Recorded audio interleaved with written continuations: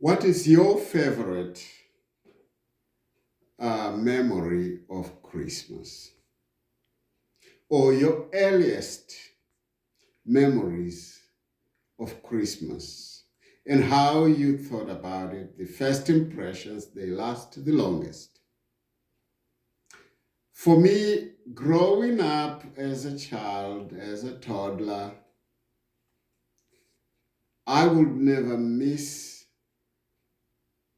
the Christmas service for anything. Well, my parents would not have ever left me home. They themselves would not miss a Christmas service for anything.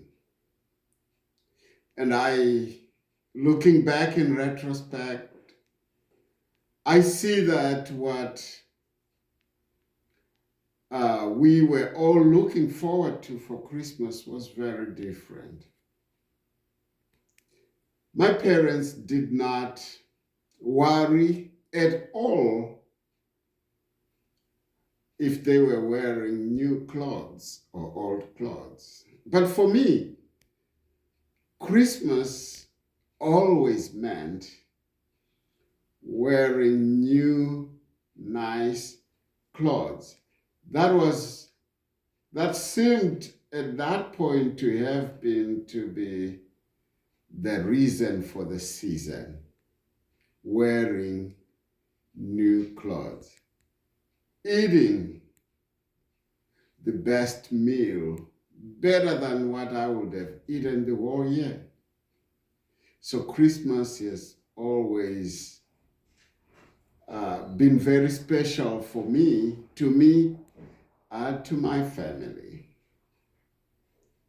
Now, when we think about Mary and Joseph, when we think about this first Christmas, it might not have had the same level of joy and excitement, because here is how it starts for the family.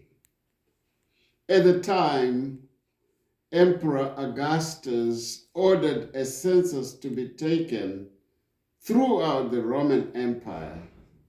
When this first census took place, Quirinius was the governor of Syria.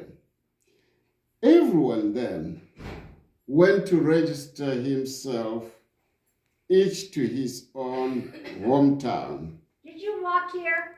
Joseph went from the town of Nazareth in Galilee to the town of Bethlehem in Judea, the birthplace of King David. So, this is how it starts for them. It starts with a very long journey, a couple traveling all the way from Nazareth going to Bethlehem to register in the census. It might have been much better for Joseph than it was for Mary.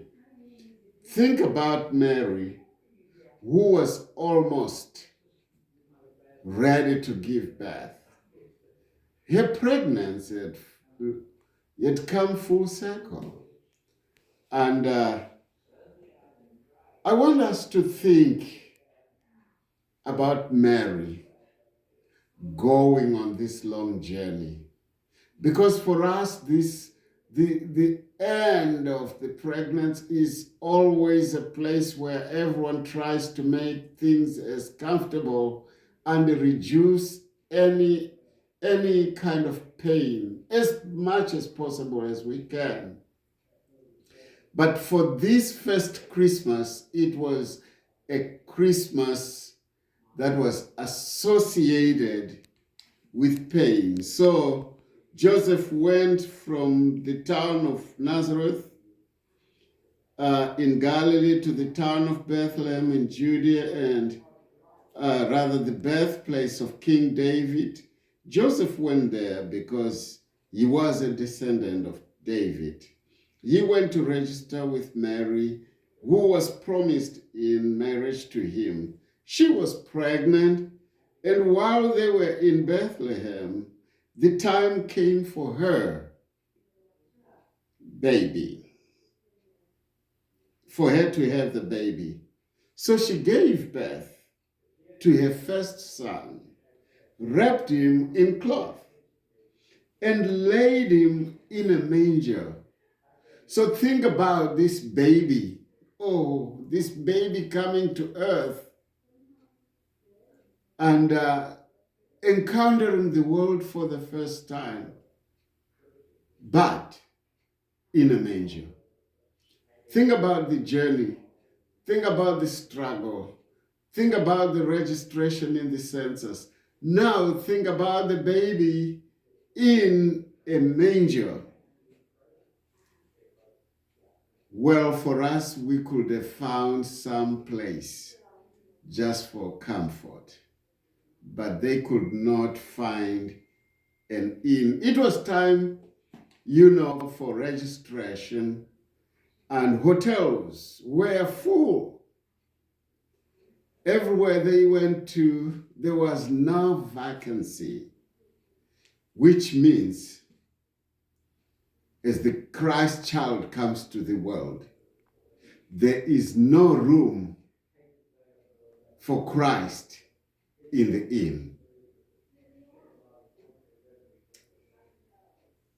There were some shepherds in that part of the country who were spending the night in the fields taking care of their flocks. An angel of the Lord appeared to them, and the glory of the Lord shone over them.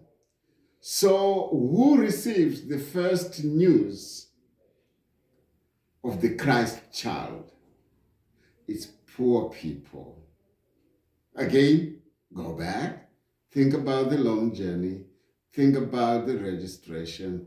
Think about no room in the inn. Think about the baby in the manger. Think about the spreading of the news. It begins with the poorest of the poorest. The shepherds, they were terribly terrified when the angel came to them, but the angel said to them, "Don't be afraid. I am here with good news for you, which will bring great joy to the people." So the child who is going to bring great joy to the world, to the people, to everyone, begins in such a sorry state. I could go on and read, thinking about my own childhood, enjoying the very best things, the best clothes, the best food, the best church service, the best decorations, everything. That's my first impressions of Christmas as a child. Everything is well organized, prepared, and everyone is ready for it. But no one was ready for the Christ child to come into this world. Just as it is today, how many people have the room in the inn? There's no room for Christ in our hearts. And Christ has to be born in a manger. Do you have room for Christ this Christmas? Do you have a nice place for him in your heart? Do you have comfort for him? Do you hear him? Do you hear the baby cry? During this season, during this time of Christmas, while we enjoy splendor and plenteousness and abundance, there are people just like Christ did as he came into the world. They are people who are having the worst of their experiences. They are orphans who have no parents to cry to. They are children whose fathers have just disappeared into the thick atmosphere. You cannot locate where your father is. There are women who are struggling from domestic violence. There is so much terrible that's happening at this same time of Christmas.